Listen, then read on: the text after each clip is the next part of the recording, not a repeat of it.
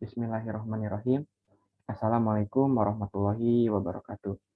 Perkenalkan, nama saya Muhammad Indra Raditya dengan NIM 2100209. Di sini saya akan mempresentasikan tugas akhir dari mata kuliah Bahasa Indonesia tentang pembuatan makalah yang berjudul Bank Syariah dan Bank Konvensional di Indonesia.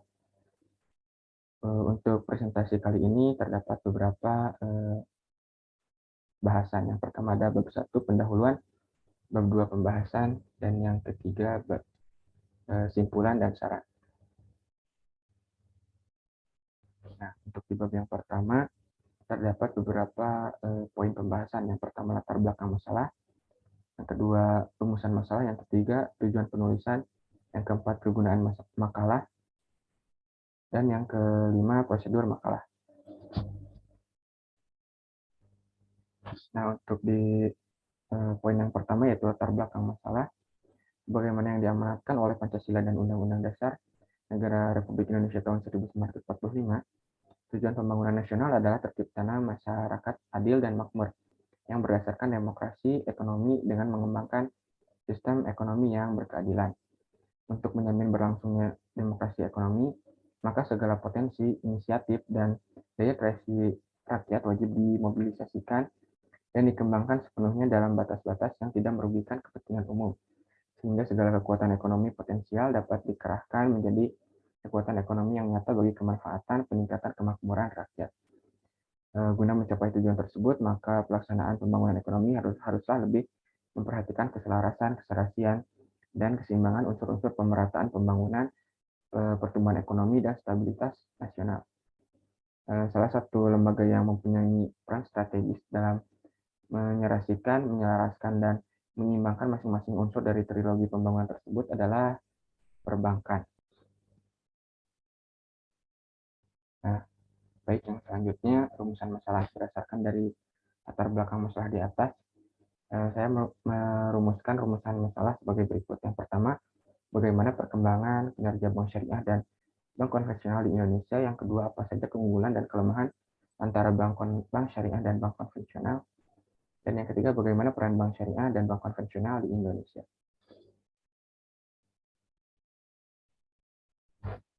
Baik, yang selanjutnya tujuan penelitian. Sejalan dengan rumusan masalah, makalah ini disusun dengan tujuan untuk mengetahui dan mendeskripsikan yang pertama, perkembangan kinerja bank syariah dan bank konvensional di Indonesia. Yang kedua, keunggulan dan kelemahan antara bank syariah dan bank konvensional. Yang ketiga, peran bank syariah dan bank konvensional di Indonesia. Nah, yang selanjutnya kegunaan makalah. Makalah ini disusun dengan harapan memberikan kegunaan baik secara teoritis maupun secara praktis.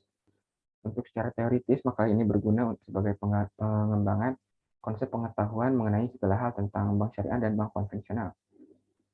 Secara praktisnya, makalah ini diharapkan bermanfaat. Yang pertama, bagi penulis dapat mengetahui tata cara penulisan makalah yang baik dan benar, terdapat memperluas wawasan mengenai segala hal tentang bank syariah dan bank konvensional. Yang kedua, untuk pembaca diharapkan memahami segala hal yang berkaitan tentang bank syariah dan juga bank konvensional. Untuk prosedur makalah ini disusun dengan menggunakan pendekatan kualitatif. Metode yang digunakan adalah metode deskriptif. Dengan menggunakan metode ini, saya akan menggambarkan masalah yang dibahas dengan secara jelas dan lengkap. Data teoritis dalam makalah ini dikumpulkan dengan menggunakan teknik studi pustaka, yang berarti bahwa penulis mendapatkan data melalui membaca dari dokumen yang berbeda terkait dengan topik dan juga judul makalah. Pengolahan data ini menggunakan teknik analisis dengan menampilkan data dan menerapkan data tersebut dalam konteks topik makalah. Nah, untuk bab 2 terdapat 2 poin pembahasan, yaitu yang pertama kajian teoritis dan yang kedua pembahasan. Nah, yang pertama di kajian teoritis, pengertian bank syariah dan bank konvensional. Untuk yang pertama, pengertian bank syariah. Bank syariah adalah bank yang beroperasi dengan tidak mengandalkan bunga. Bank Islam atau bank syariah adalah lembaga perbankan yang operasional dan produknya dikembangkan berdasarkan pada Al-Quran dan hadis Nabi SAW. Dengan kata lain, Bank Islam adalah lembaga keuangan yang usaha pokoknya memberikan pembiayaan dan jasa-jasa lainnya dalam lalu lintas pembayaran serta peredaran uang yang pengoperasiannya disesuaikan dengan prinsip syariat Islam. Untuk yang kedua, pengertian bank konvensional. Bank konvensional dapat didefinisikan seperti pada pengertian bank umum pada pasal 1 ayat 3 Undang-Undang Nomor 10 tahun 1998, yaitu bank yang melaksanakan kegiatan usaha secara konvensional dalam kegiatan memberikan jasa dalam lalu lintas pembayaran.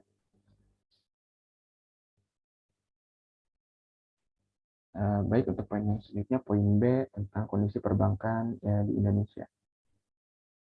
Kondisi perbankan di Indonesia sangat erat dan tidak dapat ditinjau secara terpisah dalam kondisi makroekonomi.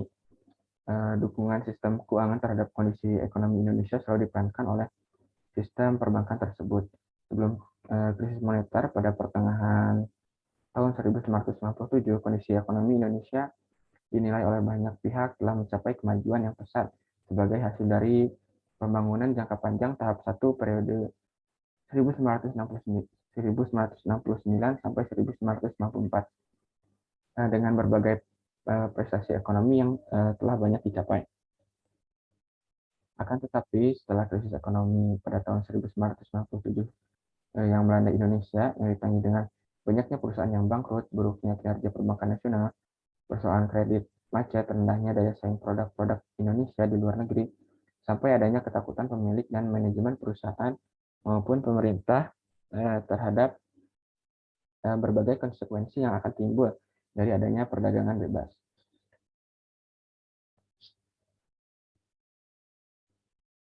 Atas dasar dorongan dan juga kebutuhan masyarakat terhadap layanan perbankan syariah, maka landasan hukum dasar pengembangan perbankan syariah nasional itu adalah Undang-Undang Nomor 7 Tahun 1992 tentang perbankan. Pada undang-undang ini belum disebutkan bank syariah, masih bernama bank bagi hasil pada saat itu. Kemudian pada undang-undang di atas diubah dengan peraturan baru, yaitu Undang-Undang Nomor 10 Tahun 1998 tentang perubahan Undang-Undang Nomor 7 Tahun 1992 tentang perbankan. Pada undang-undang ini baru disebutkan bank berdasarkan prinsip syariah. Pada undang-undang ini juga terdapat dua jenis bank umum, yaitu bank konvensional dan juga bank syariah. Semenjak itu, pemerintah Indonesia mulai memperkenalkan dual banking system. Komitmen pemerintah dalam usaha pengembangan perbankan syariah baru mulai terasa sejak tahun 1998 yang memberikan kesempatan luas kepada bank syariah untuk berkembang. Tahun berikutnya kepada Bank Indonesia atau Bank Sentral diberi amanah untuk mengembangkan perbankan syariah di Indonesia. Selain menganut strategi market driven dan free treatment, pengembangan perbankan syariah di Indonesia dilakukan dengan strategi pengembangan bertahap yang berkesinambungan atau gradual and sustainable approach yang sesuai dengan prinsip syariah ekonomi, yaitu comply to syariah principle. Nah, untuk yang selanjutnya pindah ke pembahasan. Untuk poin A, perkembangan kinerja bank syariah dan bank konvensional di Indonesia. Yang pertama, perkembangan kinerja bank syariah. Nah, jika dilihat dari rata-rata tabel di atas, rata-rata rasio kinerja bank syariah dapat disimpulkan bahwa kinerja bank syariah selama periode tahun 2003 sampai 2007 secara umum adalah sangat baik. Bukti empiris ini sesuai dengan hasil beberapa penelitian sebelumnya oleh Ahmad dan Hobaba pada tahun 1999. Statistik ini menunjukkan bahwa bank syariah lebih baik dibandingkan dengan bank konvensional, didasarkan pada 5 rasio keuangan.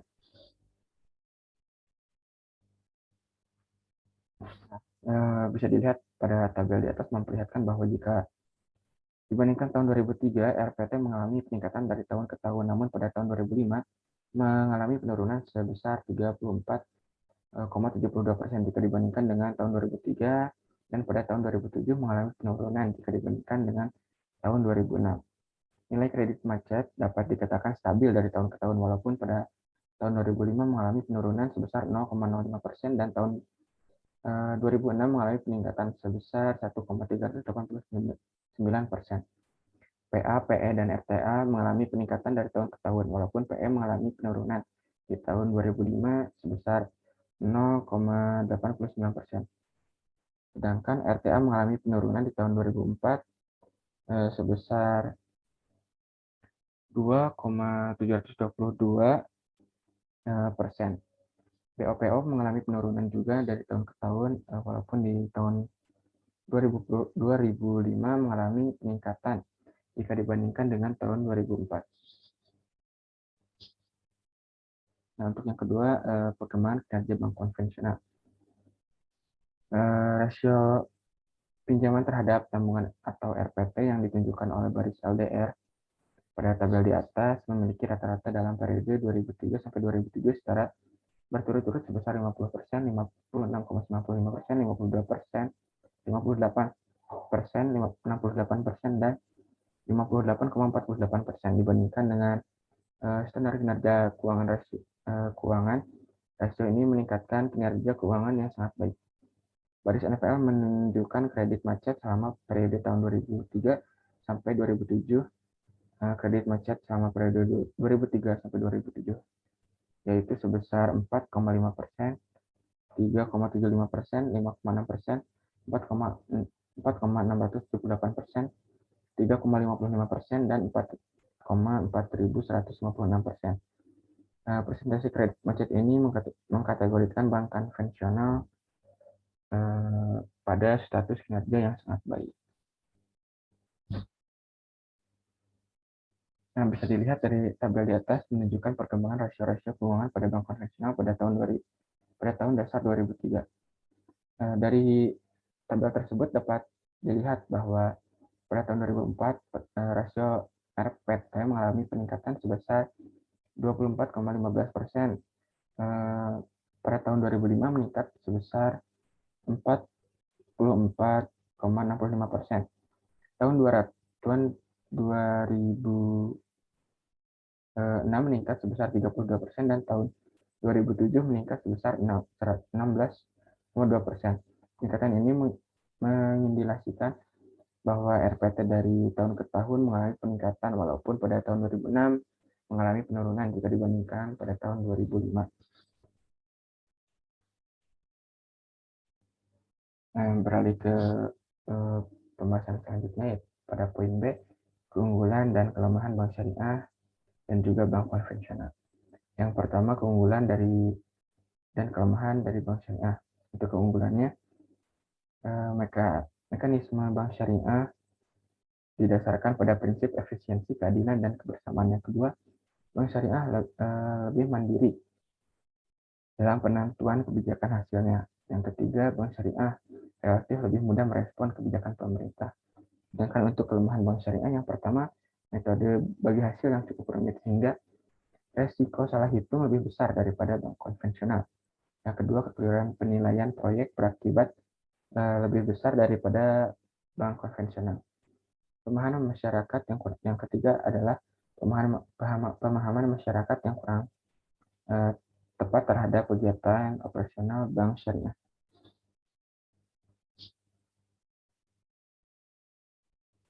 Nah, baik, yang kedua adalah keunggulan dan kelemahan dari bank konvensional.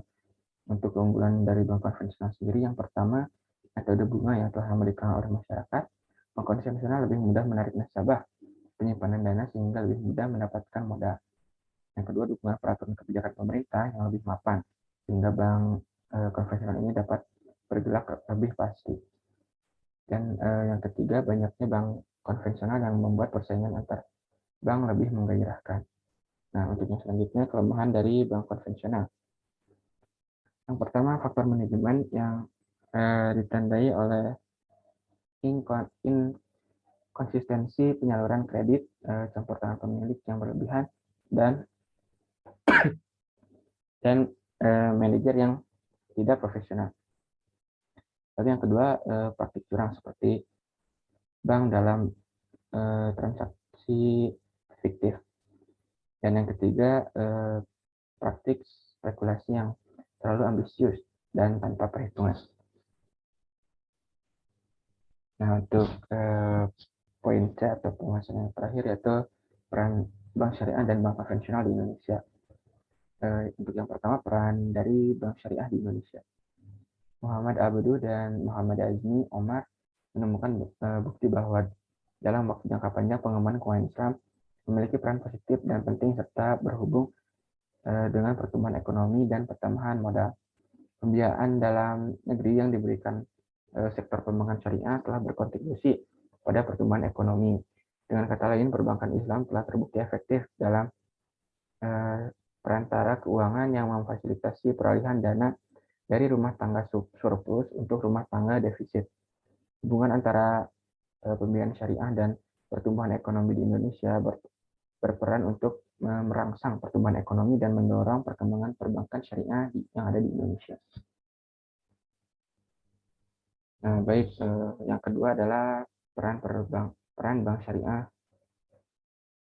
peran bank konvensional di Indonesia. Menurut Sunarsip, di negara berkembang seperti Indonesia, keberadaan industri perbankan menjadi sangat penting. Ini mengingat tipikal negara berkembang adalah adanya saving investment yang tidak bisa ditutupi oleh budget pemerintah. Keterlibatan perbankan dalam mengumpulkan dan menyalurkan kembali dana masyarakat akan sangat membantu proses pembangunan ekonomi, sehingga tidak mengherankan jika perbankan dalam perekonomian negara berkembang lebih mendominasi dibandingkan perbankan yang ada di negara-negara maju. Baik, beralih ke bab selanjutnya, itu bab 3. Terdapat beberapa poin pembahasan, yaitu simpulan dan juga syarat. Yang pertama ada simpulan. Berdasarkan dari hasil literatur dan pembahasan yang telah saya lakukan pada bab sebelumnya, maka saya menyimpulkan bahwa perbankan syariah dan perbankan konvensional di Indonesia sebagai berikut. Yang pertama, rata-rata kinerja bank konvensional menunjukkan rasio keuangan pada bank konvensional itu sendiri dengan tahun dasar 2003. Dari yang saya sajikan dapat dilihat bahwa pada tahun 2004 rasio RPT mengalami peningkatan 24,15%, tahun 2005 meningkat 44,65%, dan tahun 2006 meningkat sebesar 32%, dan tahun 2007 meningkat sebesar 162%. Sedangkan rata-rata kinerja bank syariah pada tahun 2003 RPT mengalami peningkatan dari tahun ke tahun.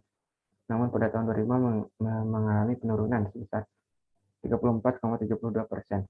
Nah, untuk nilai kredit macet dapat dikatakan stabil dari tahun ke tahunnya, walaupun pada tahun 2005 mengalami penurunan sebesar 0,05%, dan tahun 2006 mengalami peningkatan sebesar 1,389%.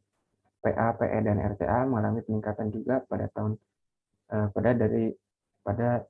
ke tahun, walaupun PE mengalami penurunan di tahun 2005 sebesar 0,8%, sedangkan RTA mengalami penurunan pada tahun 2004 sebesar 2,722%.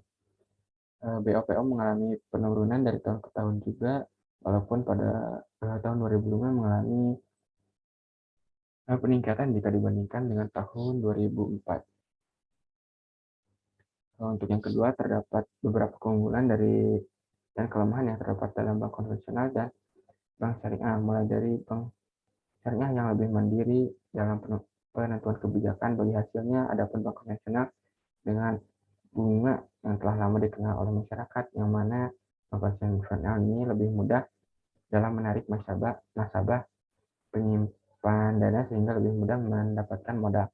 Namun di samping keunggulan dari bank syariah, tentunya ada juga kelemahannya, yaitu metode bagi hasil yang memerlukan perhitungan yang rumit, sehingga risiko salah hitung lebih besar daripada bank konvensional. Tidak dapat dipungkiri juga bahwa bank konvensional tentunya memiliki kelemahan, yaitu dalam praktik curang seperti bank dalam transaksi fiktif. Dapat disimpulkan bahwa baik bank syariah maupun bank konvensional mempunyai keunggulan dan kelemahannya masing-masing. Tidak ada yang betul dan juga tidak ada yang salah. Semuanya kembali lagi pada kita selaku nasabah yang menjalankannya. Nah, untuk yang ketiga, di negara berkembang seperti Indonesia ini, keberadaan industri perbankan umum atau konvensional menjadi semakin penting. Ini mengingat tipikal negara berkembang adalah adanya saving investment gap yang tidak bisa ditutupi oleh budget pemerintah. Keterlibatan perbankan dalam mengumpulkan dan menyalurkan kembali dana-dana masyarakat akan sangat membantu proses pembangunan ekonomi, sehingga tidak mengherankan jika peranan perbankan dalam perekonomian negara berkembang lebih mendominasi dibandingkan dengan perbankan di negara-negara maju. Sedangkan pengembangan keuangan Islam memiliki peran positif dan penting serta berhubung dengan pertumbuhan ekonomi dan pertambahan modal. Pembiayaan dalam negeri yang diberikan sektor pengembangan syariah telah berkontribusi pada pertumbuhan ekonomi di Indonesia. Dengan kata lain, perbankan syariah telah terbukti efektif sebagai perantara keuangan yang memfasilitasi peralihan dana dari rumah tangga surplus untuk rumah tangga defisit. Hubungan antara pembiayaan syariah dan pertumbuhan ekonomi di Indonesia berperan untuk merangsang pertumbuhan ekonomi dan mendorong perkembangan perbankan syariah yang ada di Indonesia. Nah, yang terakhir, syarat. Berdasarkan kesimpulan dari hasil pembahasan sebelumnya dapat disarankan sebagai masukan dari saya terkait perbankan syariah dan perbankan konvensional di Indonesia. Untuk saran yang pertama, kinerja perbankan syariah maupun konvensional di Indonesia mengalami naik turun dari waktu ke waktu. Kita sebagai masyarakat Indonesia dan pegiat ekonomi harus bisa menstabilkan kinerja dari perbankan syariah maupun konvensional yang ada di Indonesia. Nah, untuk saran yang kedua, baik dari bank syariah maupun bank konvensional mempunyai keunggulan dan kelemahannya masing-masing. Nah, kita sebagai nasabah dan juga pegiat ekonomi harus bisa memilih mana bank yang cocok dan juga sesuai dengan syariat kita. Nah, untuk saran yang ketiga, tidak dapat dipungkiri juga ya bahwa bank syariah dan bank konvensional ini memiliki peran yang penting bagi perekonomian di Indonesia. Namun hal ini tentunya dapat ditingkatkan lagi. Seperti yang kita ketahui, masih banyak potensi yang belum kita gali tepatnya dalam industri perbankan ini. Nah, mungkin sekian pemaparan atau presentasi makalah dari saya. Saya mohon maaf sebesar-besarnya apabila terdapat kekurangan dan juga salah kata. Wabillahi taufiq wa hidayah. Wassalamualaikum warahmatullahi wabarakatuh.